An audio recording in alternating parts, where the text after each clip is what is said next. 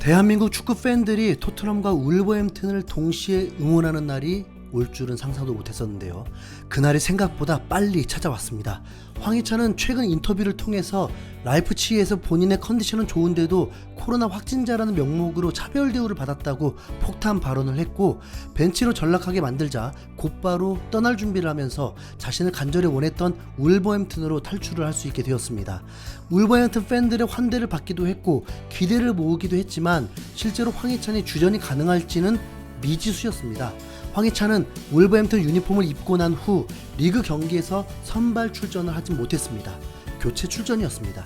그런데 데뷔전에 데뷔골을 터뜨리면서 울버햄튼 팬들에게 황희찬 이름을 각인시킬 수 있었습니다. 하지만 그 다음 리그 경기도 선발 출전은 아니었습니다. 울버햄튼의 공격진은 나름 괜찮았기 때문입니다. 골 결정력만 문제인 거죠. 이미 토트넘과 울버햄튼은 황희찬이 오기 전에 한 경기를 치렀기 때문에 내년에 토트넘 홈에서 맞대결이 예정되었고, 그때 코리안 더비가 성사가 될 줄 알았는데 카라바오컵에서 다시 한번 맞대결이 맺어지면서 코리안 더비를 기대하게 되었습니다. 손흥민은 지난 경기 첼시전에 극적으로 선발 복귀를 했지만 100% 컨디션은 아니었다는 게 눈에 보였고, 그렇다면 다음 북런던 더비를 대비해서 무리를 시키지 않을 수 있다는 예상을 할 수 있었습니다. 흔치 않는 코리안 더비 기회가 과연 이루어질 수 있을지 주목할 수밖에 없었는데요. 황희찬은 이날 처음으로 선발 출전을 하게 되었고, 손흥민은 벤치로 시작하게 되면서 더비는 성사되지 않았습니다. 적어도 전반전만큼은 말이죠. 전반전엔 드디어 토트넘에서 가장 돈을 많이 받는 두 명의 선수가 활약을 해줬습니다.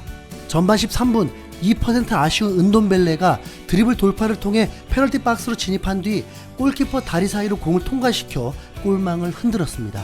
토트넘은 은돈벨레를 이적시키고 싶어 했으나 금액이 맞지 않아서 팔 수가 없었고, 은돈벨레도 다른 팀으로 이적하고 싶어 했는데 데려가는 팀이 없으면서 산투 감독은 은돈벨레를 초반에 활용할 수 없었습니다.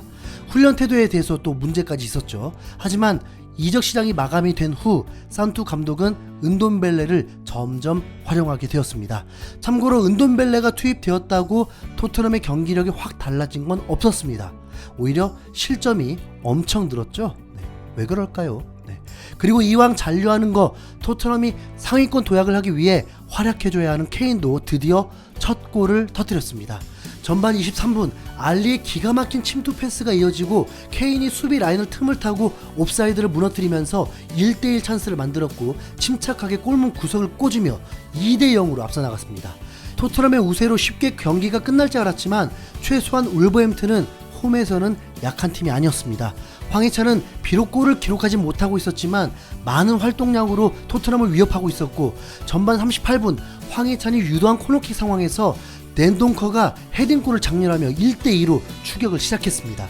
전반 추가 시간엔 황희찬의 위협적인 슈팅도 있었는데 페널티 박스 왼쪽에서 짧게 올라온 크로스를 황희찬이 기습적인 헤딩을 했으나 크로스바 위로 살짝 넘어가게 되었습니다. 이런 장면은 손흥민의 경기에선 볼 수 없는 장면들이긴 하죠. 순간 팬들의 박수가 쏟아지기도 했습니다. 후반을 시작하면서 울버햄튼이 제대로 분위기를 탔습니다. 후반 1분 만에 황희찬에게 기회가 왔는데 문전까지 밀고 간 후버가 황희찬에게 좋은 패스를 했는데 뛰어들어온 황희찬이 그 볼을 크로스바를 넘기면서 아쉽게도 골로 연결되지 못했습니다. 황희찬은 슈팅 직후 쓰러졌는데 아무도 그의 고통을 받아주지 않았습니다. 어쩌면 황희찬에게 비난의 화살이 찾아올 수도 있었는데 황희찬이 이를 완전 만회할 수 있는 상황을 만들었습니다. 은돈벨레가 공을 잡고 우물쭈물하는 사이 황희찬이 저돌적으로 압박하면서 공을 뺏었고, 곧바로 역습이 전개되면서 포덴세가 득점으로 동점이 되어버렸습니다. 은돈벨레는 한 골을 넣긴 했지만 이 실점 모두 은돈벨레의 안일한 플레이 때문에 일어난 참사였다 보니 토트넘으로서는 답답하지 않을 수 없었습니다.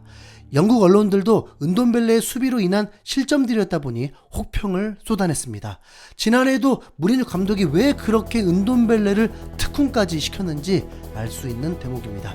동점이 되고 난 후 누누 감독은 60분에 드디어 손흥민 카드를 사용하고 말았습니다. 어쩌면 황희찬이 흥민이 형을 빨리 나오게 만든 장본인이 되었죠. 토트넘 입장에서는 손흥민의 출전 시간이 짧길 원했겠지만 국내 팬들에겐 이 상황을 기다리고 있었고, 마침내 약 3년 6개월 만에 기성용 손흥민 코리안 더비 이후 손흥민, 황희찬 코리안 더비가 펼쳐지게 되었습니다. 손흥민은 로셀스와 교체되어서 들어왔고 윙어로서 활약을 했는데 66분에 왼쪽 측면에서 드리블을 시도하다 문전으로 올린 크로스가 케인에게 정확히 향하면서 헤딩을 했는데 골키퍼의 동물적 감각으로 막아내면서 득점에 실패하고 말았습니다. 정말 오랜만에 그토록 보고 봤던 손흥민 케인의 콤비 플레이였습니다. 케인은 득점이 실패된 후 고개를 계속 저어야만 했습니다. 이게 진짜일 리 없어 라는 느낌이었죠. 거기다 곧 이어서 손흥민은 개인기로 탈압박도 하면서 급이 다른 경기력을 울버햄튼에게 보여주기도 했습니다. 이색적인 광경도 있었는데 토트넘이 프리킥을 허용한 상황에서 월드클래스 손흥민이 잔디에 누워서 디펜스를 하는 모습이었습니다. 어쩌면 확률이 매우 적기 때문에 부상을 방지하기 위해서 손흥민이 누워 있는 걸 수도 있겠죠. 손흥민은 이 경기에서 아쉽게 슈팅을 하지 못하고 양팀도 이후 더 이상 골은 나오지 않고 연장전 없이 바로 승부차기가 벌어졌습니다. 승부차기 순서에서도 선수들의 팀 내 위상을 알아볼 수 있기 때문에 과연 양팀 감독들이 어떤 순서로 키커를 정했을지 몹시 궁금했습니다. 울버햄튼의 성공이 시작됐는데 와우! 황희찬이 1번 키커였습니다. 울버햄튼 감독은 확실히 황희찬을 믿고 있는 듯합니다. 토트넘의 1번 키커가 케인이었으니 얼마나 중요한지 알 수 있죠. 황희찬은 골을 성공시키며 임무를 완수했습니다. 그런데 나머지 동료 선수들 중 3명이 실축을 하면서 토트넘에게 패배하며 카라바오컵 탈락을 하게 되었습니다.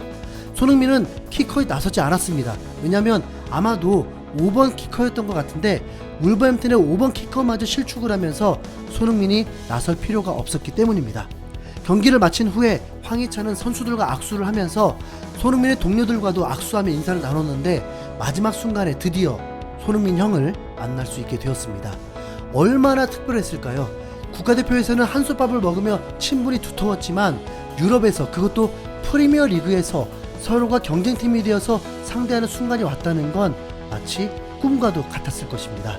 둘은 서로 담소를 나누며 포옹을 진하게 하는데 가슴이 좀 뭉클해지기도 했습니다. 그리고 팬들의 직캠을 예상 못했는지 경기장 한복판에서 황희찬이 손흥민에게 바지를 내리면서 엉덩이를 보여주기도 할 정도로 디테일한 얘기들을 하는 장면이 포착되기도 했습니다. 그리고 거기서 끝나지 않고 유니폼도 교환하는 이색적인 모습도 나오게 되었습니다. 그랬더니 토트넘 트위터에서는 이례적으로 손흥민과 황희찬의 포옹 사진을 게재하면서 코리안 러브와 함께 태극기를 게재했습니다. 이에 팬들도 오, 진정한 형제, 둘 다 훌륭한 선수들이야, 그들을 사랑해, 우린 백업 스트라이커가 필요한데 희찬 어때? 이 둘은 엉덩이를 보여주는 사이야 등등 많은 리트윗과 함께 다양한 반응들을 보여줬습니다.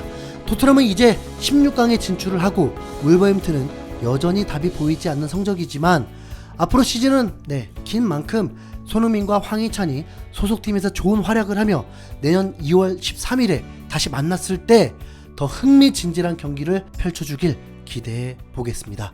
손흥민, 황희찬 파이팅!